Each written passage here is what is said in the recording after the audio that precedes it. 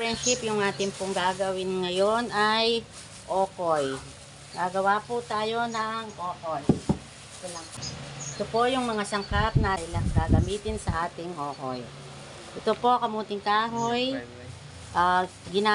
Ginayat na po namin ito. Ayan, kamuting kahoy po to. Tapos, ito po yung papaya. Kasi po nabili kong papaya, medyo maniba lang. Kaya po ganito parang malapit na yata siyang mahinog. Ganyan, maniba lang po siya.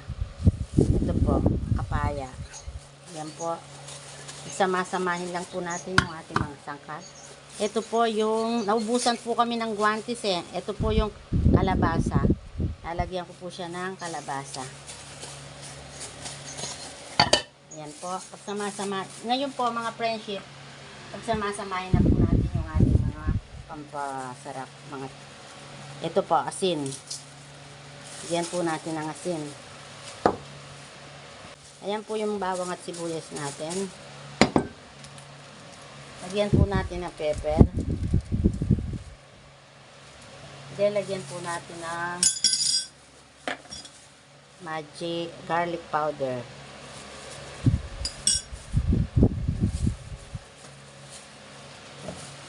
Ayan po. Tapos po, ang gagawin po natin mga friendship, paluin lang po natin.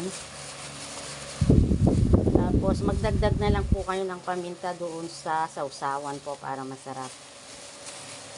Gagawa po ng sausawan dito, yung suka, mamaya.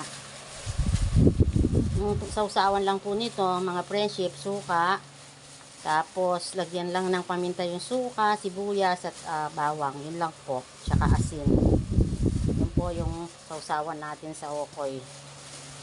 Ngayon po, mga friendship, ito po yung gagamitin po natin ito, yung pong rice flour, tsaka po powdered etsuete po. Gagamitin po natin ito pagka piprituin na po natin yung ating okoy. At ito po yung ating hipon sa pantoppings po. Ayan po mga friendship, yung ating po linagyan ko po ng tapong. Tapos lagyan ko po ng mga friendship. Ayan po yung ating okoy.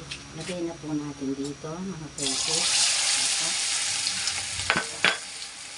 Kailangan mahina lang po yung kalaw natin.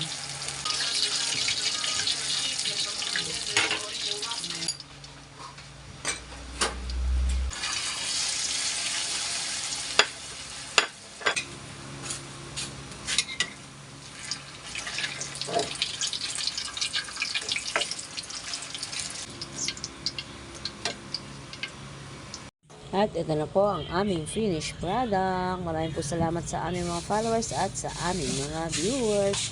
God bless you all.